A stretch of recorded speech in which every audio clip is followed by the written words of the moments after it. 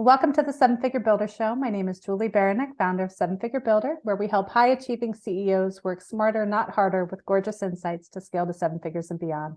And I'm here today with my friend Ahuva. Hey, Ahuva. Thank you for having me. I'm so excited to be here. Yeah, absolutely. I'm thrilled to have you on. So, first and foremost, where in the world are you? I'm in Toronto, Canada. Nice. Very cool. So, is it warming up a little bit there?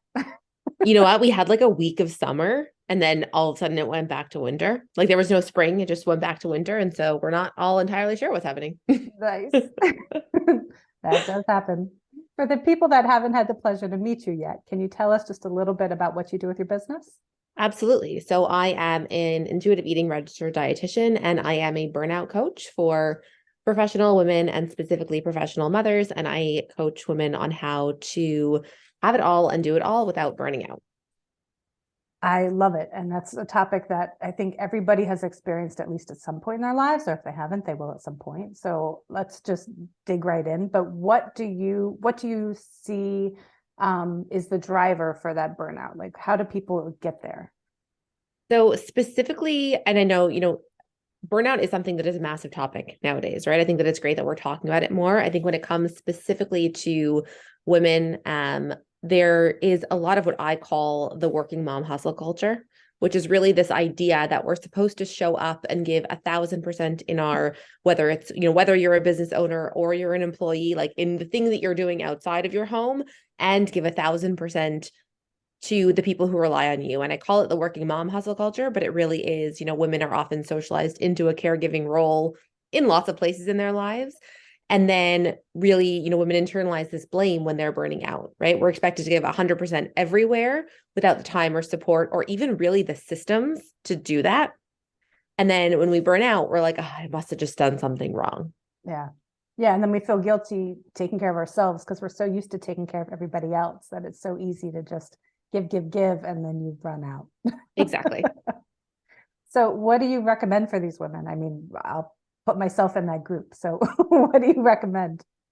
So, I mean, there's tons that I recommend. I run a 12-week, coaching program that you really work through this. But one of the best things that I can always tell women to start doing is getting really curious about why, right? I think that we take so many things we just sort of do on rote.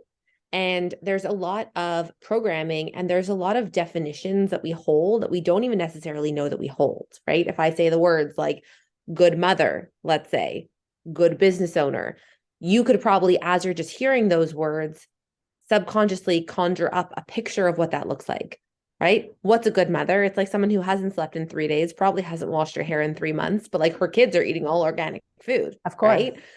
So we conjure up these pictures, and what we don't always recognize is sometimes when we're trying to make any changes, if you want to change anything that you're doing, the strongest thing that we hold as humans is our identity, right? So if we have the picture of a good mother who is killing herself for her children or a business owner who is like burning themselves out for their clients, anything we try to do to change ourselves, our own brains are going to fight against, right? Because they're like, we can't take a rest. We're supposed to be a good mother. We can't wait an hour to reply to a client email. We're supposed to be a good business owner, right? We can't not launch something every 30 seconds. That's not what businesses don't, do. And so what we really need to start doing is getting super curious about why we do the things that we do. And, this is something that I lead my clients through, but even on your own, when we're doing something, like you come home late after work and you're trying to cook dinner for your kids, right? And everybody's starving, but you're trying to cook something, quote unquote, like healthy or homemade or whatever. Why are you doing that? Right? What are you getting out of doing that? What is that allowing you to feel? Because it would be a heck of a lot easier and everybody probably would have been fed quicker if we just threw some chicken nuggets on a plate. And I'm not saying to do that every single night, Right. but I am saying to start questioning all of the motivations that we think that we understand because we often don't know why we're doing the things that we're doing. Yeah. And I think you hit on something huge there that so much of it comes from our subconscious. Like 95% of what we do stems from our subconscious, not our conscious brain. And we're trying to fulfill whatever it is, that image that we have in our mind that we've been taught through the generations, whatever our drivers are, that's, what points us to running like crazy and ultimately doing the things that we do. Right. Absolutely. Yeah. Yeah. And the other thing too is with your health. Like I know personally, in the midst of COVID, I ended up really, really, really sick and hospitalized, and like, we didn't think I was coming home type of deal. And, it all comes back to your health, and you has to be a priority. And that's so hard. I know for myself, it was very hard for me before that. And afterwards it was like, okay, if I don't have my health, I've got nothing. Like, I can't help anybody if my health is at stake. And I love the way that you just phrased that, because you have to be a priority, right? And I think even that is such a stretch for so many women. We see so many pieces of advice that are totally well-meaning, that are like, women need to start putting themselves first. And I'm like, I can see my clients, having heart palpitations just seeing the word first, right? And I'm like, forget first. Can we give you a seat at the table, right? Everybody else is still a priority. It doesn't mean, and I say this all the time, that I teach women how to not burn out without booking a one-way ticket to Aruba and like not giving anyone your forwarding address, right? That's not what you have to That's a do. possibility. Listen, you want to do it. I hear you. But even if you're going to continue showing up for clients, or, I work with entrepreneurs and I work with people who are, our employees, but at work or for your business and for your family, it's not about pulling back on all of them or suddenly, pushing them even second, but it's, can you pull a chair up for yourself at the table also? Right. And what do you recommend for people in maintaining healthy boundaries? I mean, so much of what we're talking about is establishing them, figuring out what they need to be. And then there's an ongoing process that you have to maintain them every single day. Absolutely. I think that there's two things, and I'm going to keep on repeating this probably as an answer to every single one of your questions, but really understanding why is step number one. Yeah. Because, again, I have in my nutrition practice, I come from a picky eating background. Like, I coach parents on how to address picky eating. And one of the things that I say is, if you're going to pick a battle, you better really care about that, right? If you're someone who really doesn't care if, again, like your kids eat chicken nuggets today or they eat whatever you made, right? And I'm not giving, nutrition advice, but if you don't care and they say, mommy, I don't want this. And you're like, no, you have to eat what's on the table, right? You might have the wherewithal to push back once, to defend that boundary once. But if you actually don't care and they ask a second time, what do you think is going to happen? Right? And sometimes we're setting boundaries just because we think that we should, and we don't even know where they're coming from. Right? It's like setting a boundary. And again, I come from a diet culture space. So like, I'm going to stop eating after 7 p.m. There's no food after 7. Why are you doing that? Right? Based on what? Why is that a boundary that you're trying to set with yourself? Right? And so really understanding, are these boundaries that you can stand by 100%? Because if yes, then let's work on building the confidence and the skills to, maintain them. And if not, then let's ask the question of, okay, why are we setting them in the first place? Right? And so there's two different problems that we have to be able to solve.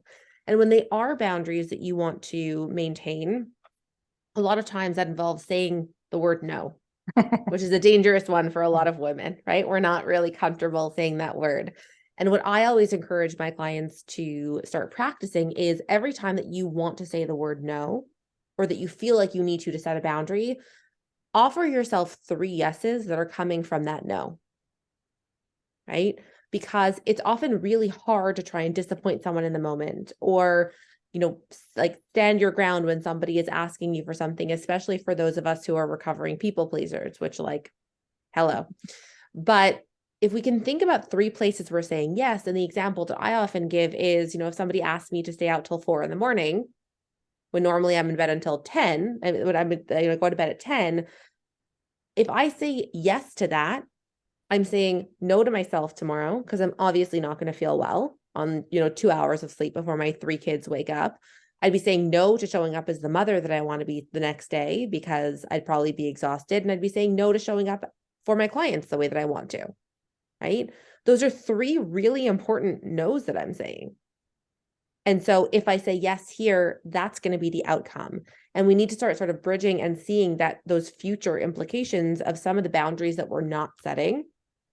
And when you can see 3 no's you're going to have to say, if you say no right now, it becomes a hell of a lot easier to just say no right now.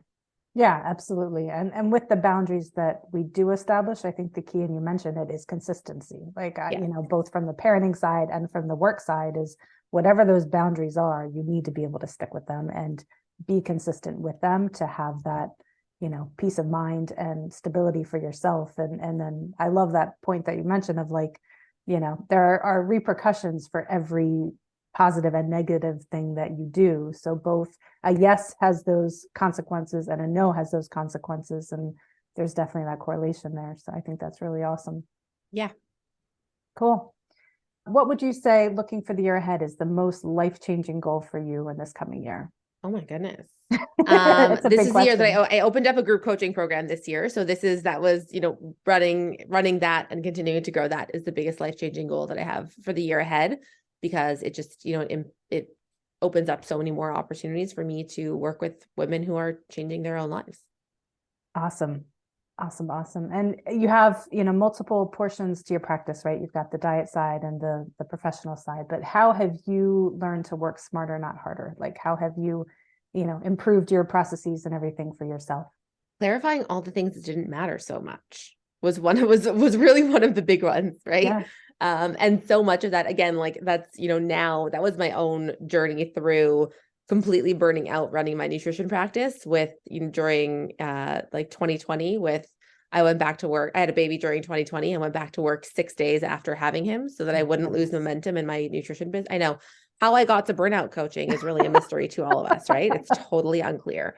And a lot of it was spent instead of actually doing the things that I wanted to, the things that would help me, the things that would help my clients, things that would help my family, was spent in comparing to what everybody else was doing and stressing about the things that I should be doing and then feeling bad at all of those things that don't help anyone. And so, really, first of all, clarifying like, what do I actually want to do? What's the most important to me?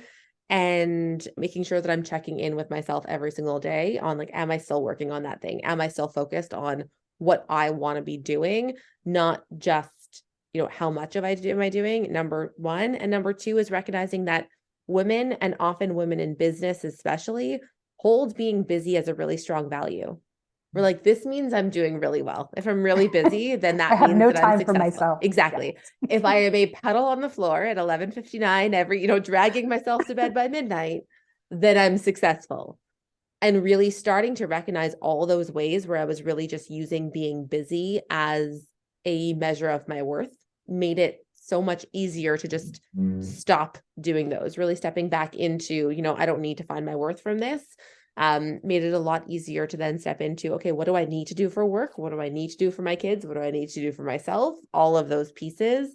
And then anything else, I don't just need to be busy throughout the day. Yeah. And it's okay to have quiet time. Yes, it is necessary to have Yeah. quiet time. The reality is we can't do everything. I mean, no matter how hard we want to and how hard we try, rather, we can't do everything well. Yes. So when you're spread too thin, you're not going to, so many things are going to fall through the cracks. Like you're just not going to feel accomplished and satisfied and happy with what you're doing. Cause like you said, we find so much self-worth so often in just being busy, which is silly, Yeah, quite honestly. And I do it too. Like, we all do it, but totally. so how in all of those things, and you kind of started to touch on it, but how do you define success? What does that look like for you? I define success in living within your values, living in integrity for, being the person, again, whether it's, being the business owner, being the mother, being the human that you say that you want to be, and being able to really, go to sleep every night saying that you're living in integrity with your values. That's the most successful thing that I always aspire to be. And part of that, and part of my values, is being able to, show up and help other people, right? Like that's a big value that I have. And so being able to do that every day is also a part of my success. That's awesome. I love it. And how would you encourage business owners to have fun in their business again? Like you mentioned, it's so easy to get burnt out in what we're doing and not truly find enjoyment in that, but Yeah. it's so important. I think it's like, that's so real, especially in the age of social media, especially, I always joke about like all the marketing that we see nowadays that's like 30 days to 6 Maseratis, right? And you're like, right. But it comes back to, again, how we all fall into so much of this hustle culture and this burnout is there's so much of the idea that you're doing it wrong, right? Whether it's a business owner or just being a human, it's like whatever you're doing it wrong, right? And there's a secret formula that you don't know. And remembering that the number one, prioritizing fun in your business, right? Because there's a saying that we talk about in nutrition, the way that you act to lose weight is the way you have to act to keep it off, right? If you're going to pick a crash diet, you better be pretty happy doing that for the rest of your life. And I think sometimes we forget that in business and in life also, right? That the way that we build it is the way that we're going to have to sustain it. And so if we build it prioritizing fun, and sometimes for me, even fun looks like doing a really ridiculous dance that I would never share with anybody else anytime that my clients have a win, right? Like, because it's so fun for me to be able to see that. But we have to consciously build that into our businesses, number one. And number two is thinking about how business fits into the puzzle that is your life. Because again, as someone who has 3 kids under 6, it's easy for motherhood to take over my life. As a business owner, it's easy for business to take over my life. And it's only ever meant to be one puzzle piece, right? That we get to bring and have fun with and enjoy, not take over all the other puzzle pieces. And you get to pick the puzzle pieces. Absolutely. And pick which ones aren't the puzzle pieces. Yep. So you've touched on a couple of these too, but like, tell us a little bit more about your journey and how you got to where you are and what did that look like? So I started my pediatric nutrition practice shortly before COVID was a thing. So in like September of 2019, I think. And I was like, this is fantastic. I'm, going to eventually think about getting pregnant. I'll have like a couple of years to build up my practice. It's going to be great. And I decided we were going to try for a year starting in January 2020 to get pregnant. I found out that I was pregnant 2 days after the world shut down. Oh my goodness. They canceled school on Friday and I found out that I was pregnant on Sunday. And so my, 2 years that I was going to have to build up this practice very quickly became 9 months in a global pandemic with 3-year-old twins at home. So I spent a lot of time, hustling, trying to build up practice, not having very much fun doing it. Went back to work 6 days after having my son, literally like holding him in client sessions so that I wouldn't lose momentum in my business. And at a certain point was like, is this really how I want to be operating? Right? Having sort of, what I just said in the back of my mind of like how you build it is how it's going to exist. Right? They always say like the journey is a destination, all those, sayings that I knew, but I wasn't really living, and had to really take a hard look at how I ended up so burnt out while building a business that I actually enjoyed, while at the same time working with a lot of women and mothers as clients who were like, we really wish that we could care what you're talking about. And also we're so up to our foreheads with everything else. Like if my kid wants to just eat sugar out of the sugar bowl, we're going to call that a win. Like that's going to be dinner, right? I was hearing it so much from all of these people. And so my ability to say like, hey, it's not just me was there. And I was recognizing that it wasn't there for any of them. They were all like, I'm clearly messing up somehow. Can you please tell me how I'm doing that? Right. And food and feeding their kids was just one way that I could see that these women were holding this belief so strongly. And so I really took a step back, started doing a ton of research, a ton of coaching, a ton of all of the things that I do to understand how women are uniquely really socialized into burnout and where it comes from. And really then started on this journey of like, once I found something that was working for me, I was like, I can't not shout this from the rooftops. And so here I am shouting it from the rooftops. I love it. And how did you make that shift in your own life to go from, a 6-day-old baby as you're doing your work and feeling burnout to having more of a balance? I'm assuming what does that look like for you now on the other side of that? What's funny? The practical things that I do are not very different. Like I always say, I am still the default parent or the primary parent, let's say, to 3 kids who are 6 and under. I still run a business. I still have 2 prongs of my business now, right? A lot of the day-to-day stuff in my life is not very different. And I think that's the biggest surprise to a lot of the clients that I coach is, before working together, they're like, am I going to have to 180 everything? Right? And it's not. But the amount of time that I sat in judgment or comparison or, oh my God, am I doing this wrong? Or I posted something on Instagram today that was like making a decision 5 years ago was like, ask a friend, ask 10 other friends. ask my mom because I didn't believe those 10 friends, right? Like crowdsourcing, being like, Yeah. I can't possibly know, so I should ask everybody else and I should verify and I should people please and put everybody first. But really having a connection to the things that I do is the biggest difference, right? The things that I'm doing are the things that I want to be doing. I do want to be the primary parent to 3 children under 6. That's not the same for everybody, right? Being able to say, these are the things that I don't want to be doing, right? Being able to like take rest when I need to, go to sleep early, not stay up because I feel like there's a to-do list that is a mile long that still needs to be done, because recognizing that, again, as a parent, as a business owner, there's often a to-do list that is going to be there forever and we're not going to get away from it, right? But it's really a lot of those mindset shifts and being able to connect back to, why am I doing the things that I do? And do I actually want to live like that, right? So I have some clients who are working with me and they've quit their jobs and started businesses or changed jobs or, made bigger shifts. And in my life, a lot of what I was actually doing were the things I wanted to be doing. I just was so burnt out, I couldn't even connect to them anymore. Yeah. And it sounds like a lot of it was the shift from survival mode to being intentional, because Exactly. the underlying what you're doing is not necessarily different, but the way Exactly. you're approaching it is completely different. Yep. And your peace of mind is completely different. Completely different. And I think that's the biggest thing, right? I think that a lot of people stay stuck in, if my situation is going to be the same, right? If I don't want to shut down a business, or if I don't want to quit my job, or if I don't want to run away from my family, I can't possibly feel different. And I think that's such a great point that you're bringing up, is your experience of exactly the things that you're doing, even if you feel like you're sort of caught between a rock and a hard place of, I don't want to give up my job, or I don't want to stop showing up for my family, which is really the women that I'm working with a lot, is people who want to show up powerfully in a lot of different places.